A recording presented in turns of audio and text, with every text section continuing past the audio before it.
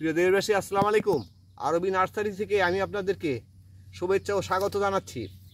আমি কিউজয় আমের যে চারাটা, এই দেখেন চারাটা কত ঝাঁকড়া, দেখছেন চারাটা কত ঝাঁকড়া, কয় ফিট সেটা আপনি দেখতেই পাচ্ছেন। আমি 5 ফুট 4 ইঞ্চি, এটা 6-7 ফিট হবে।